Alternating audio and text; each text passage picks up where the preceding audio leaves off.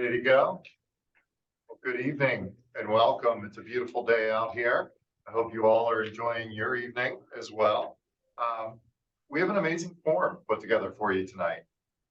We want to open up some two-way communication with all of the scout leaders that are out there across our council and engage in some topics that we think are quite important.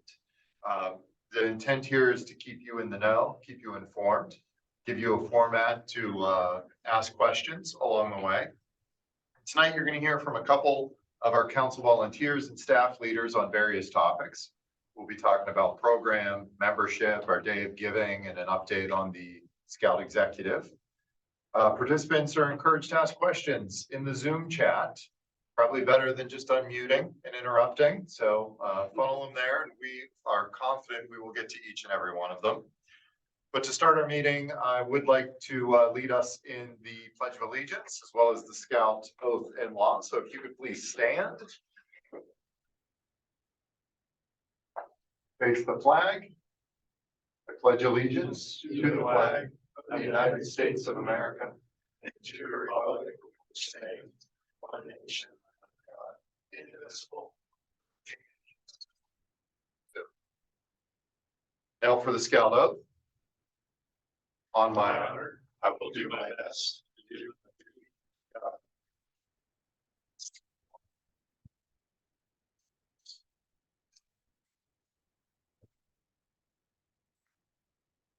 Scout is trustworthy, loyal.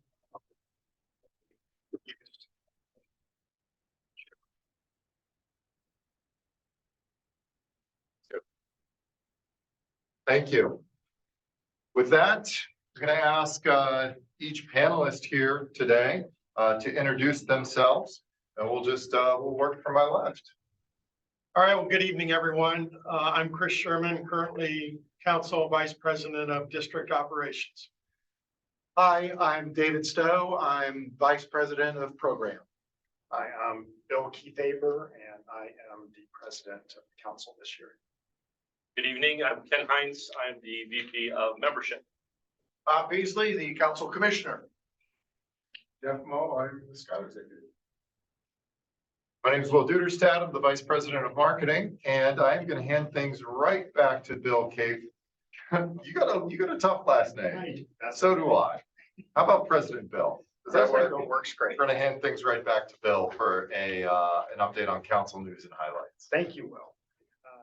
Well, I'm going to talk about 4 key things. I'm going to talk about membership renewal and success, our FOS fundraising update, the Scout Executive selection process and the timing, and some property updates. And to jump right in, our membership position has started very strong in 2024, and that's thanks to all the work of the commissioners and the membership teams, and honestly, all the volunteers.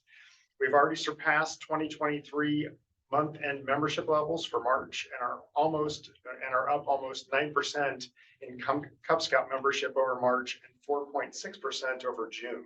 So that's pretty incredible, the fact that we're at that level already. We're also 1.6% ahead of March 2023 in total units, which is very positive. Much of the success is due to the early completion of our membership renewal and recharter process, with 4 of 5 districts 100% complete. So great work by our commissioner teams in getting this done. From an FOS fundraising update, Polaris has reached the goal for the district leadership portion of their campaign already, and the Frontier District has completed one of their special event fundraisers and is at 50% of their special events goal, which is outstanding. Our board campaign is closing in on 90% of goal with just a couple of gifts left to secure. And overall, our Friends of Scouting is at 40% of goal. We're lagging a little bit behind 2023, but our day of giving was much earlier last year. So we'll have a much better feel at the end of March and the conclusion of the 2024 day of giving. For those of you that may not know, but our distinguished Scout Executive, Jeff Moe, is retiring at the end of April. And we've begun the process to identify and hire our next Scout Executive. The committee has developed a profile, which is online on LinkedIn, for that position, that highlights the strengths and needs of our council and calls out some of the necessary skills we would like to see in our next Scout Executive. As I said, the job has been posted and the committee is going to review and select interview candidates in early April. Interviews will be held May 2nd and 3rd with the new Scout executive to start on June 17th. And in terms of property updates, with Chief Logan Reservation, the sale of that property closed in late December and we received the full asking price for the property. The new owner is a former Scout and camper on the property and is going to be turning that into a corporate retreat. And then with Camp Lazarus, the board has continued to pursue the sale of a 60-acre parcel on the southeast corner of the property. We expect to list the property for sale in the coming weeks and have several groups very interested in the property. This is largely an unused corner of the camp, and we hope the sale will be minimally disruptive to the operation of the camp. And that is something that, we're still very much in the ongoing research phases of. But I'm happy to answer any questions on those updates. If there are no questions, I'm going to turn it over to David Stowe to talk about program updates. All right, thank you, Bill. The first thing on the program side is looking at our 2024 and 2025 calendar. We're putting the final touches on that right now. In fact, if you're a program director or a staff advisor, you're probably neck deep in making sure that everything that you're responsible for is getting put on that calendar. Next week is our deadline for a draft calendar. We spend about a month making sure that everything is on there, and we should be able to distribute that calendar to the rest of the council sometime, I would say at the beginning of May is a good estimate. So keep an eye out for that. As far as events are concerned, a lot of things are already out on the council calendar. So if you're looking at taking some trainings, looking at sending your scouts to different types of events, go on out there and try to get things registered. We're in the middle of an enhanced advanced leadership program right now called Blackfoot. Our Wood Badge program just filled up, but I think we're, so take a look at that. We have NYLT, which is National Youth Leadership Training courses that are going on, 3 of them, one this spring, one next fall, and one this summer. So sign the scouts up for that. They're great opportunities.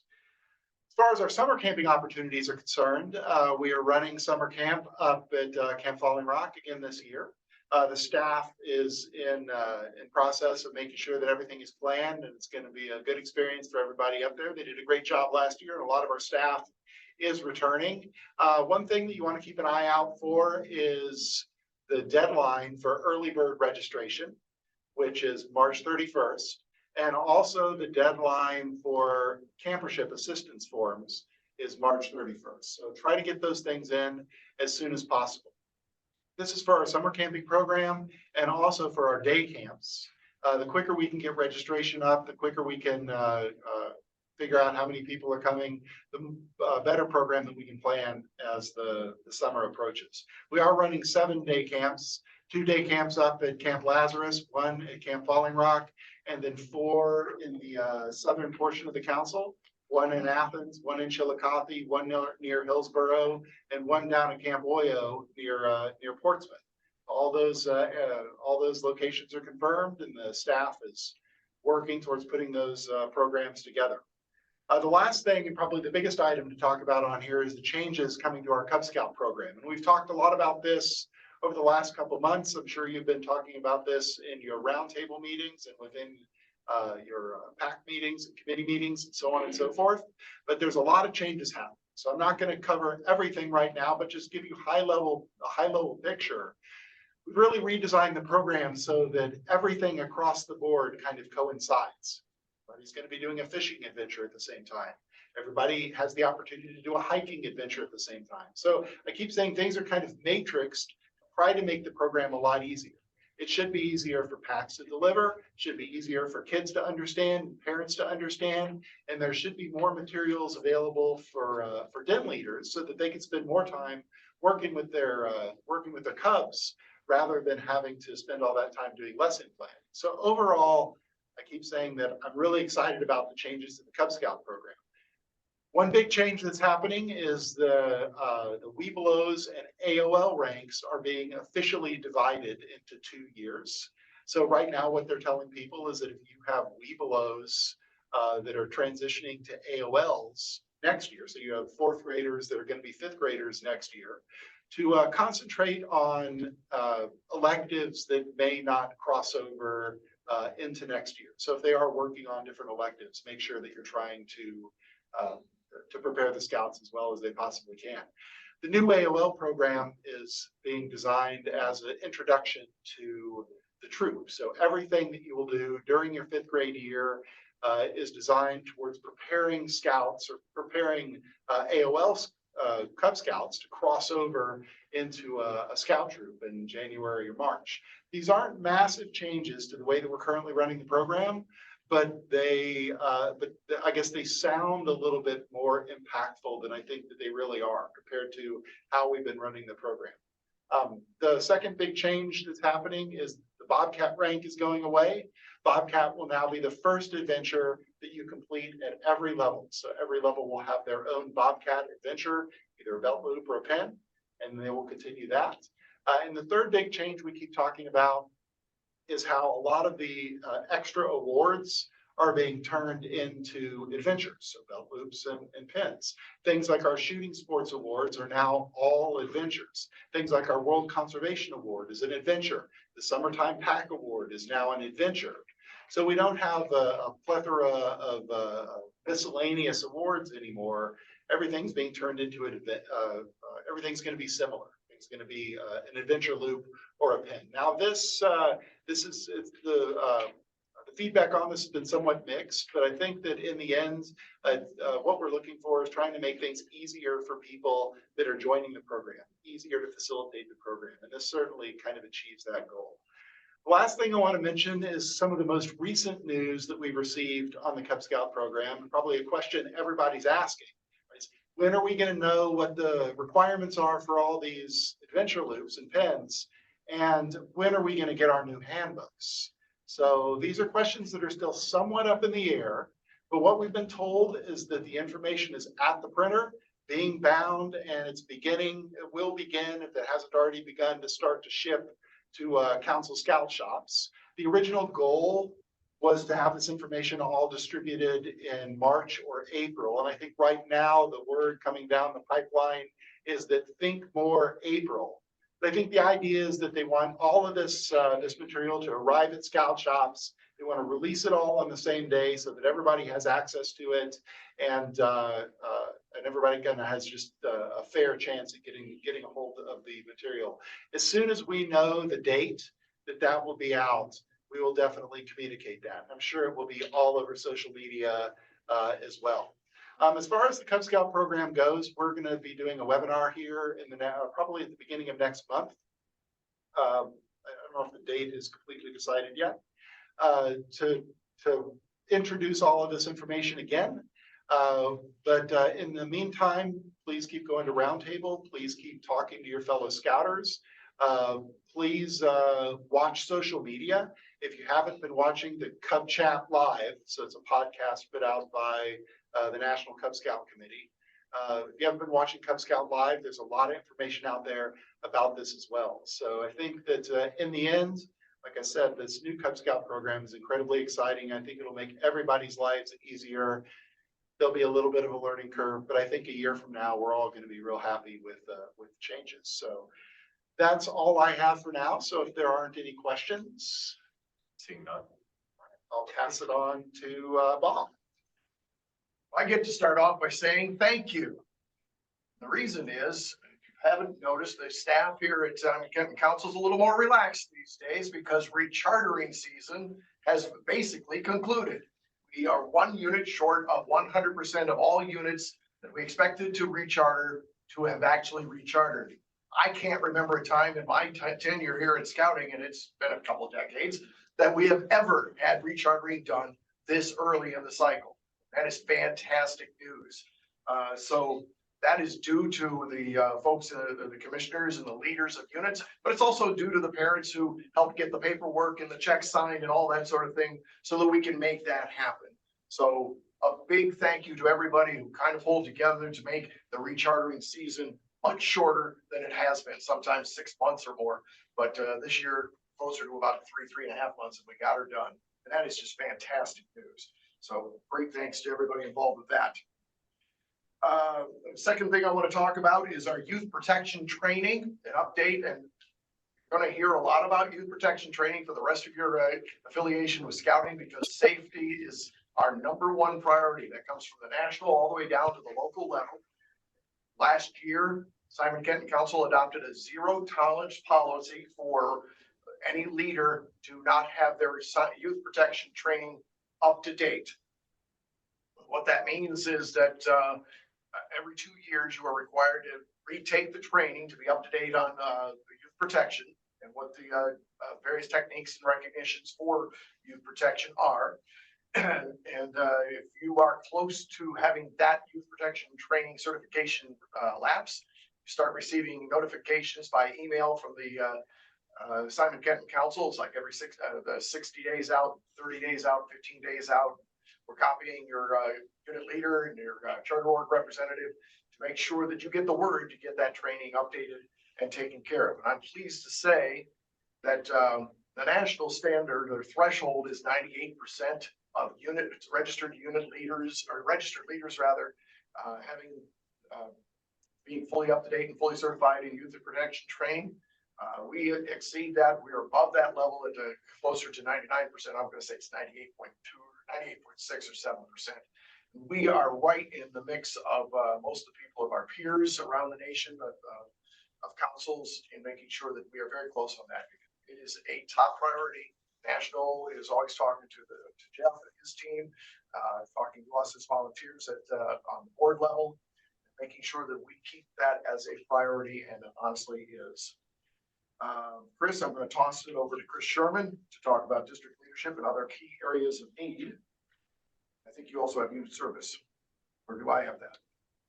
I think you have units. I have unit service. Well, let me finish that then. Our unit area of focus, I apologize, Chris. Unit areas of focus for us and from the commissioner standpoint is we are going to concentrate on Cub Scout unit commissioners to support the growth in Cub Scouting. We want to really make that engine fuel the whole scouting program in Simon Kenton Council. Ken is going to talk a little bit about in a minute about membership, and I think he's going to describe the funnel process. So I won't steal your thunder, Ken. But basically, we want to support Ken's efforts to make sure that Cub Scouting gets the attention that it needs. We are going to concentrate on more communications and better communications from the commissioning side of Simon Kenton Council, and make sure that your leaders are getting the information they need to get in a timely fashion. And we're going to be concentrating, I think David said it well a little bit ago, about leadership training. And we're going to be supporting that effort, David, to make sure that we get the message out there and encourage leaders to get the training that they should be getting. It's quality training. We do a great job in this council of training. You should take advantage of it because it is that good. Now, Chris, I'm going to toss it to you. All right. Well, thanks, Bob. A couple of district operations updates this evening, particularly regarding district leadership and key areas of need. At the council annual meeting in February, we welcomed 3 new district chairs, Rick Mark in Daybreak, Nelson Reed in Gateway, and Matt McConnell in Polaris. Lloyd Eichenlaub returns as district chair in Frontier. This is the first time in at least a couple years, probably 4 or 5 years, if we don't include those serving in interim or temporary roles, that we have all key 3 positions filled. That's district chair, district commissioner, and district executive and or district director filled in all 4 of our traditional districts. So many thanks to our district nominating committees and our district and council volunteers and staff for working to make that happen. We also have just over 90% of our district committee positions filled across council. And I think this year with a little broader representation of scouters with varying experience, geographical representation, and community involvement. And I think that will serve us well moving forward into 2024. Our district nominating committees Plan to stay active in working to help fill the openings we have. The focus will be to get to 100% of our district committee positions filled. The primary emphasis at this point would be to get the activity chair positions filled, so we can continue to ensure that we're delivering programming at the district levels to support our units, particularly our Cub Scout packs and our Scouts BSA troops, to provide that support for programming, in the local communities that we serve across council. I think we've touched on this a couple times, but 2023 kind of marked an improvement in district communications. Some of you may remember going back to 2021, 2022, communications with cited as an area that needed some improvement, and that was kind of cited in district operations level as an area where we needed to make some improvements. Each district now has a communications chair, and those chairs received access to and training and council resources. Districts now maintain their own district communications using a combination of social media, newsletters, email that's appropriate for them. So I think some of our accomplishments over the past year and early this year, we're well positioned for additional growth and improvement in 2024. There aren't any questions or comments from the district operations side. I think, Rich, you're up next. All right, greetings everybody from my fabulous school office in Albany, Ohio. Glad to be here today and talk to you all about the Day of Giving, which is March 14th. That is this Thursday. So we are only 2 days away. So it is time for us to put the pedal to the metal and hit that fundraising hard. If your friends and family aren't rolling their eyes when you say Day of Giving yet, you're not working hard enough. I know, at least I can say that my friends and family are definitely rolling their eyes at those words. So please, what we are looking for is for you guys to get out there, be beating the drum, and make sure that people know about the Day of Giving, and that those donations start coming in. Each unit has been assigned a goal, something that they're working to, as in the last couple of years. Free cloth advancement and free weekend of camping is available for those units that meet their goal. Couple last minute tips that we can give you. Number one, if you have not reached out to your unit yet and the families, please go ahead and do so. I know that there has been one email so far from myself and one from Jeff Moe, but we need to have as much local representation as possible. So unit leaders, please reach out to your families, explain about how this is going to help with sponsorships, uniform sponsorships, registration fee sponsorships, camperships, just keeping communities going strong in the scouting program. And if you need resources to help engage, you can go to skcscouts.org/Day of Giving. And when you go there, there is a media toolkit. It has all sorts of social media pictures and banners you can use, all sorts of great tips, including even scripts for phone calls so that you can get ahead and do that. So please be promoting the day. Like I said, 2 days away. I know I've made my first donation so far. I'll probably make one for the pack that I work with and one for the troop that I work with. And so please, like I said, beat that drum for us and let folks know. We would greatly appreciate it. Does anyone have questions for me?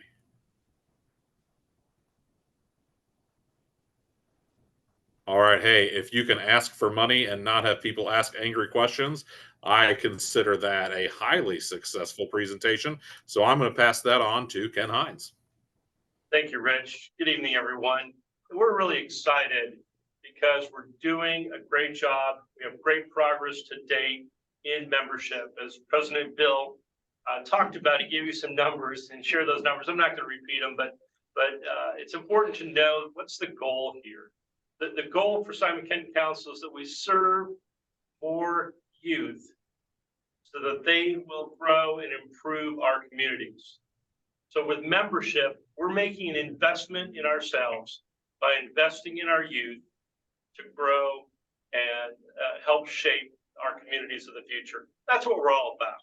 So, you know what, we've had great progress where some of our numbers are better than June of last year already. We've been assisted by the superb recharter completion rate and improved retention. Simon Kenton Council has had up to a great start with consecutive months of growth in 2 districts so far, not the 1, 2. Frontier and Columbus Central already have more than the June 30th numbers. Council-wide, we already have more scouts today than we did as June 30th of last year for Cub Scouts. So Bob mentioned this funnel. What is the funnel? So if you think about a funnel, traditional funnel, we want the top of the funnel to be Cub Scouts. We want that number to be broad, large, and plentiful. And then we know the next level would be Scouts BSA. So there'll be some natural attrition, but we need to have the large top of the funnel. And so we're going to invest time and resources getting that larger and larger. And that will pay dividends as we move through the funnel, Scouts BSA, and to crews, and posts, and venturing, and all that. So that's the funnel, and that's why there's a lot of effort put on Cub Scouting. We're excited about we have a plan. So every year we develop a strategic plan that we want to use for the year in membership. And we involve all of the district membership chairs, which were completely filled in all those roles. And people from the scout offices, all the DEs are involved. And we pull together a plan. And it's not a major change every year because it shouldn't be. It's a strategic plan. So it's incremental changes. We build upon the successes that we've identified from prior years and incorporate any new learnings that we have, whether they're from our council or other councils across the country. So we've updated that. The board's going to vote on that plan here in a couple of weeks. So what are some of the highlights of the council plan? Well, we're expanding our annual neighborhood-based spring and fall recruiting models, where every youth and family is offered the opportunity to participate in Scouting. So come on over, check us out, see what we're doing. We want to start 16 new Cub Scout units in 2024. And we'll get to that in a little bit. But we're focusing on Cub Scout growth because, especially the Lion and the Tiger programs, kind of that top of the funnel. We know with continuing attention on growing that will grow the entire family scouting program. And then we want to increase traditional scouting retention through highlighting the quality program delivered by trained adult leaders. So every scout deserves a trained leader, and there are many opportunities, as David talked about, for leaders to get trained. So we want them to take that training that they've invested time in, and others have invested time in training them, and use that to improve the packs and the troops and the other units. We also want to spend some time in really the served areas, the poor and low scouting, where there's poor or low scouting representation. So we're gonna try to do that and get those folks the experiences that they want. So what's our call to action? What can you do? How can you help? So at the top of the funnel, as I said, there are the scouts. There's only 144 packs. Seems like a lot. It is a big number, but there's 168 troops. So we only have 86% of the units of the Scout BSA units are pack units. So we need to grow that so we have more opportunities to bring people in at the top of the funnel. The school to pack ratio, another key metric, if you will, KPI. There are 361 elementary schools in our council. Again, only 144 packs, so we're about 2.5 elementary schools to a pack. How can we improve that? I'm not gonna say we're gonna get to 1-to-1 in 2024, it's not gonna happen. But we could get maybe to 2.25, or something of that nature instead of 2.5. So, and the other important thing to remember is as we move down the funnel, the number one area for Scouts BSA are the Cub Scouts, the Webelos, and the AOLs as they cross over. So again, we're bringing that funnel together. So please keep that in mind. We're looking for opportunities to start new packs, new units. We're keeping our foot on the pedal, the gas pedal, as are the DEs, the membership chairs. We're all focused on growing this and having great training throughout the year. Please reach out to us if you have any questions. We're always here to help. Any questions? Thank you. Now I pass it on to Dick Nolan. I get to talk about a couple of fun things. First of all, staffing. I'm really happy with where we are at staff-wise. Before the pandemic and after the pandemic as well, it was difficult to attract, retain, and hire good staff people. But we're in a great spot right now. As Chris mentioned, all of our traditional districts have 2 staff members employed and active and dedicated and working. We have of our total staff, we have 2 vacancies right now. We're looking to fill a director of camping and programs to oversee our camps and our properties.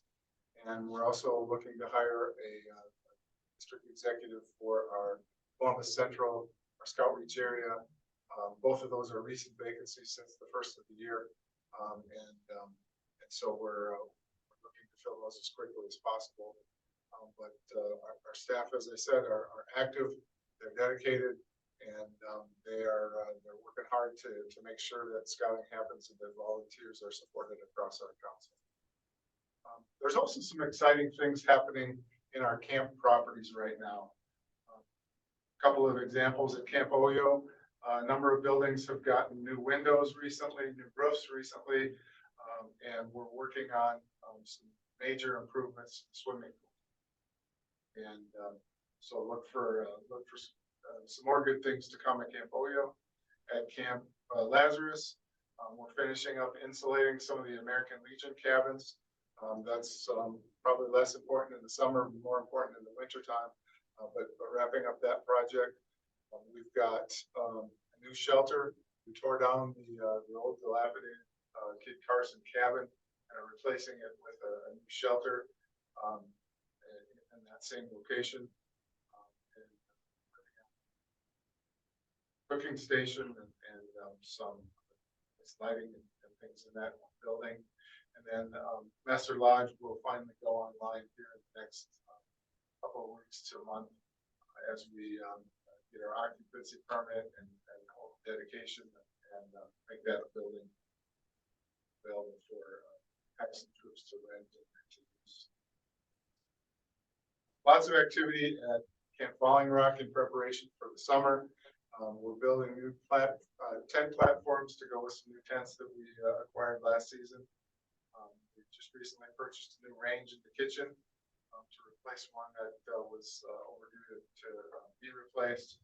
And lower camp at Camp Falling Rock pavilion is undergoing a renovation in memory of Mike Camplin, who's a longtime volunteer leader and member of the Rock Foundation at Camp Falling Rock. And so the pavilion in lower camp will get a facelift and look in very good shape for use hopefully this summer. So lots of fun things, exciting things going on around the council, and we appreciate everybody's help and support in making scouting happen. Well, I'm going to throw it back to you. All right.